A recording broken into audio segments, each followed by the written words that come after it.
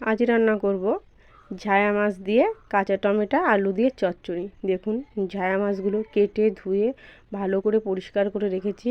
মাছগুলো দেখুন খুবই টাটকা, দেখতে কত সুন্দর লাগছে। দিয়ে এখানে লবণ আর হলুদ মাখিয়ে নিচ্ছি, কড়াই বসিয়ে দিয়েছি।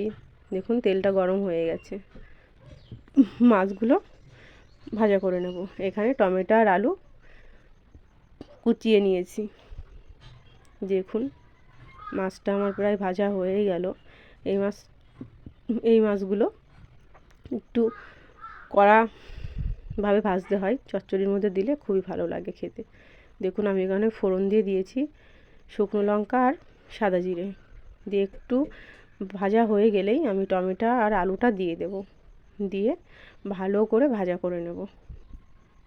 নেওয়ার পরে আমি যে মশলাটা দেব, জিরে বাটা, সর্ষে বাটা আর কাঁচা লঙ্কা বাটা দিয়ে কষিয়ে জল ঢেলে দেব। দেখুন আলু আর টমেটোগুলো খুব সুন্দর ভাজা হয়ে গেছে। এখানে হলুদ আর লবণ দিয়ে দিলাম। আপনারা চাইলে প্রথমেও দিতে পারেন, আমি একটু পরেই দিলাম কেন যাতে আলু আর টমেটোটা ভালোভাবে ভাজা হয়ে যায় সেই জন্য। এখানে জিরে বাটা, সর্ষে বাটা আর কাঁচা লঙ্কা বাটা দিয়ে একটু কষিয়ে নেব। দেখুন আমার কষানো হয়ে গেছে, হালকা একটু জল দিয়ে দিয়েছি।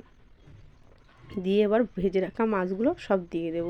এইভাবে চুনো মাছ দিয়ে টমেটো দিয়ে ঝাল করে খেয়ে দেখবেন, খুব টেস্টি হয়, খুব সুন্দর লাগে। এই দিয়েই তো মনে হয় এক থালা ভাত খাওয়া হয়ে যায়। দেখুন আমার কষানো হয়ে গেছে, এবার আমি এখানটায় কিছুটা পরিমাণে জল দেবো। আলু টমেটোটা সেদ্ধ হয়ে গেছে, কিন্তু একটু জল না দিলে একটু ঝোল থাকবে না, সেই জন্য আমি হালকা পরিমাণে একটু জল দিয়ে দেবো। দেখুন জলটা দিয়ে দিলাম।